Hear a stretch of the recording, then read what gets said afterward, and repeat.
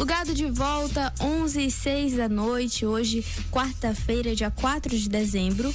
E para quem tá acompanhando pelo aplicativo, pode ver que ao meu lado tenho companhia. Estou aqui com César Rafael, intérprete de Libras, e meu amigo pessoal, meu amigo querido, que vai contar um pouquinho sobre o trabalho dele de forma geral, mas também a gente vai conversar especificamente sobre o seu tema de mestrado, né, que qualificou, que eu falei na segunda-feira, parabenizei ao vivo aqui, César Rafael, e a gente vai conversar um pouquinho sobre esse trabalho do intérprete e tradutor, porque meu querido amigo já me explicou que temos diferença, então a gente vai falar um pouquinho aí, porque é um outro idioma, basicamente, sim, que é super presente na nossa vida, deveria ser mais presente, né? Então, estamos conquistando aí espaço, né? Estamos conquistando espaço, a Libras está chegando. Olá, gente, boa noite. Tô feliz de estar aqui, obrigado pelo convite, Ana. A gente tá aqui muito feliz de estar no Plugados, tá aí nessa audiência com vocês, discutindo um pouco dessa língua que tá alcançando espaços. A gente tá falando de Libras, que é a língua visual, na rádio. Então a gente tá alcançando aí um público que de repente não tava tão previsto assim, mas hoje com as novas tecnologias, né, a gente já tá começando a pensar outros produtos, né, podcasts acessíveis, plataformas aí que conseguem alcançar. E a Libras estava chegando cada vez mais, né? A Libras, ela começa com muita negação, né? Por parte dos ouvintes. Ouvintes são aquelas pessoas que não são surdas, né? E depois de um tempo a gente reconhece, não, peraí, tem algo mais aqui, né? Tem mais sentido, explora muito mais coisas. E Libras é essa língua natural, que você conta piada, você fala de poema, você briga com a família, né? É uma língua completa, né? Em termos de abstração, em termos de coisas concretas. Então, ela carrega muitos sentidos. E é muito legal conversar sobre ela, porque é minha paixão, né? Sim. Trazendo aí específico sobre o tema do mestrado, né? De título Hino do Maranhão, análises metafóricas orientadas para a tradução em Libras. Basicamente, me corrige se eu estiver errada, é um trabalho sobre a tradução do hino, mas uma tradução específica, não é? Assim, uma interpretação do hino que seja trabalhada específico para Libras e não só aquela coisa da interpretação na hora. Isso. O trabalho do tradutor-intérprete, é bom a gente destacar que tradução é uma coisa, interpretação é outra, né? A gente estava conversando sobre isso. Então, assim, didaticamente, para ficar claro aqui, de maneira rápida, a gente vai dizer que a tradução, você tem um tempo melhor para você pegar o texto, buscar mais recursos, fazer uma pesquisa um pouco mais ampliada e você usar algumas estratégias específicas da tradução para conseguir versar aquele texto de uma língua para outra. Seus sentidos, né? Ver o que é mais coerente, de acordo com o propósito, né? Do produto. Então, aquele texto vai para quem, né? A interpretação, ela já tem um outro caráter, ela já tem outras estratégias. Normalmente ela acontece de maneira simultânea ou consecutiva. Simultânea é aquela que parece que é da mesma hora, né? No mesmo tempo. Por que parece? Parece porque você, enquanto intérprete, você está ouvindo alguém falar, você processa na sua língua o que ele está dizendo, passa para outra língua e aí você produz. Só que isso acontece com um delay mínimo, né? O tempo ali é muito mínimo. Enquanto você tá falando uma coisa, você continua ouvindo outra, tá processando outra. Então, minimamente, você tá fazendo 3 coisas ao mesmo tempo. Você já tá falando uma coisa que ela falou, a pessoa falou, pensando na outra que ela falou, então tá na linha de produção e ouvindo mais um pouco. Então você trabalha, o que a gente costuma dizer, de memória de médio, longo e curto prazo. E então você não tem muito tempo, porque a fala, você tá subordinado ao tempo da fala da pessoa e você tem que chegar com a tua bagagem. Tem que ter lido antes e na hora não dá pra você falar assim pro palestrante: ei, espera um pouquinho. Dá uma segurada. Segura rapidinho, eu vou só ali e já venho. Não dá.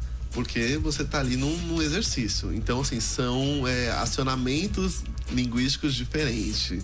Então a tradução tem isso. Quando a gente fala da pesquisa em específico, é uma tradução, porque isso é o inédito. Nós não temos, né, não é do nosso conhecimento, a gente buscou, nós não temos nenhuma tradução. Nós temos versões de interpretação. né? Até tem um registro no YouTube, mas ainda não é formal. Você ainda percebe que é um trabalho, né, que é importante, é relevante ter esse registro, mas não tem esse rigor metodológico, acadêmico, e porque é uma análise metafórica. Isso é o legal. Porque a gente está falando de um texto que é um texto literário, é um texto extremamente rico, então assim, não dá para você pegar e traduzir o latim, né, por nomes nossos avós, como algumas pessoas cantam, por nomes nossos avós, né, tá falando em nome dos nossos avós, quando não é bem isso que tá dizendo ali, tem muitas mais camadas, e aí assim, quando você não pode só desmanchar as metáforas, entregar e tirar toda a beleza. Então assim, é legal quando você entrega todas as camadas e permite que a pessoa encontre, veja a beleza daquilo, daquela poesia, e permita que ela seja tocada em algum momento, né, de alguma forma. E isso é o objetivo principal, dessecar esse texto que Godóis, que foi o autor do texto, quis falar naquele período, né? Nós estamos falando de 2 séculos atrás da produção. E o que ele quis dizer com isso? A análise das metáforas é uma coisa muito bacana. Eu trabalho com a teoria da linguística cognitiva e é uma coisa assim que a gente acha que metáfora é só ornamento de texto. É uma coisinha assim pra deixar o texto mais bonito, deixar o negócio mais rebuscado, uma música, um poema. Não ficar se repetindo muito. Não, vamos colocar aqui porque eu posso falar isso aqui mais bonitinho. Quando na realidade não é. A linguística cognitiva, na teoria das metáforas conceituais, fala que na realidade nós pensamos por metáforas. Então, nosso pensamento, ele trabalha com metáforas. E aí a gente tem alguns exemplos aqui que a gente pode simplificar, que por exemplo, é uma coisa que a gente não diz, porque tá no campo cognitivo, é o que a gente pensa, e a gente expressa isso de outras formas. Por exemplo, nós lidamos com pessoas são animais. Esse é um entendimento da nossa sociedade. Não, peraí, César, tá falando besteira. Você deve estar me ouvindo aí, deve estar falando, César tá falando besteira. Mas por que pessoas são animais? A gente elenca, escolhe características de animais e aí a gente fala, nossa, fulano é um gato, né? Nossa, mas aquele ali é um cavalo, tá bufando que nem um touro. E aí a gente começa nossa, eu tenho uma amiga, mas ela é uma galinha. Então a gente começa a atribuir, porque a gente se vale de conceitos mais simples para trazer uma referência. Então, na realidade, nós pensamos por metáfora. Então, quando tu faz esse processo de ir lá pro contexto de ontem, né? Da produção desse hino. Vem aí. Foi outro dia. Século XIX. Para analisar esse contexto, todas essas metáforas, a gente pode identificar não só essa tua tradução do hino, mas também é um processo que deve ser replicado em outras produções. Mas nesse caso a gente está falando de uma oficial, do hino do Estado. Então é importante para fomentar também a Libras como uma, cada vez mais, o idioma, deveria ser um idioma oficial. Não, né? é um idioma oficial. Digo no cotidiano, né? Porque no papel. Sim, a gente ainda é uma minoria linguística e a gente entende isso. O pessoal costuma dizer, os muito ávidos, né, e militantes, eu também sou, mas já tenho um pouco de clareza nesse ponto. O pessoal fala assim, não, mas é a segunda língua do país e calma.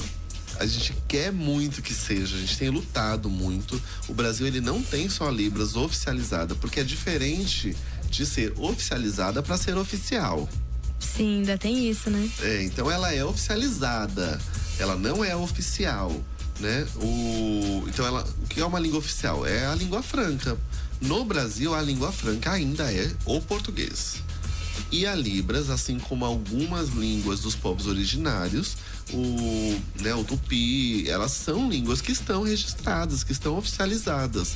Elas não são a língua franca, você não tem que emitir documentos. Só que a Libras tem uma diferença e por isso ela ganha maior notoriedade, que ela é uma língua de sinais dos surdos brasileiros dos centros urbanos. E é aí que é o pulo. Porque os surdos que falam Libras, a gente tem outras línguas de sinais, assim como nós temos línguas indígenas orais, nós temos línguas indígenas, né, de sinais. Então, os surdos que estão nos centros urbanos falam Libras. E aí é a questão, porque eles estão nesse modelo de civilização que precisa dos documentos e precisa das legitimações. Então, por isso ela tem avançado muito e a gente né, almeja mesmo que seja uma segunda língua aí oficial do país, uma segunda língua franca, para que todos os documentos realmente saiam. Mas a gente ainda está galgando algumas coisas, ainda tem são as questões de políticas linguísticas, né? Poder de narrativa, algumas discussões ainda com relação a isso, mas nós temos avançado e estamos felizes. E a tradução do hino se alia a essas questões para o avanço, porque aí você entrega toda uma história, porque o hino ele faz uma narração da história do Maranhão, né? Ele faz ali uma síntese poética de pontos históricos, né, muito importantes para nós. Então fala do Flamengo, aventureiro que teve que passar vergonha e foi-se embora, né? Celebra o direito, né, à luz dourada. Ele dá a mão às irmãs, né? Então ao Piauí, ao Pará, né? E abraça. Lembrando que naquele contexto não existia Nordeste ainda era Norte. Então a gente tem algumas mudanças tem que ter todo um processo de análise. Não é um trabalho fácil, né? Traduzir já de línguas orais, tá? Traduzir de uma língua oral para outra já é uma complicação, né? Então, ainda mais uma que, de certa forma, ainda está em desenvolvimento, né? A gente não pode colocar como... Os registros estão, né? Como a gente tem essa questão de validação, vamos colocar assim, né? Então, os ouvintes falavam que aquilo não era língua. Era um gesto, umas coisinhas meio parecia macaco e tudo mais. E num determinado momento, não, peraí. E aí a gente começa a parar. Então, no período que não teve esses estudos, a Libras, ela continuou existindo em toda a sua forma. Não avançou muito porque ela tinha esses entraves. Depois que teve a oficialização, ela rompeu. Então, hoje, o que nós corremos atrás são dos registros, são das reparações históricas. O hino acaba sendo uma reparação histórica, porque o surdo não estava tendo acesso ao hino. Porque uma versão interpretada em proforme, porque não dá tempo pro intérprete, tipo, meio que favor, eu tô fazendo muito aqui, antigamente. Agora a gente propõe uma versão um pouco melhorada, com calma, estudada, academicamente validada, para que o surdo seja aí contemplado nisso. A gente podia ter muito mais tempo com o César, mas já vai entrar o comercial aqui. Então, queria agradecer a tua companhia hoje, os seus conhecimentos compartilhados. Obrigado. E a gente vai tocar agora uma música que o César participou do clipe. Sim. Paula Nordestina toca um forrozinho. Para quem quiser procurar depois no YouTube, vai ver o César. Quem tá acompanhando só pela rádio pode procurar no YouTube o clipe, que ele fez sua participação. E mais uma vez, muito obrigada. E vamos tocar agora, Paula Nordestina toca um forrozinho.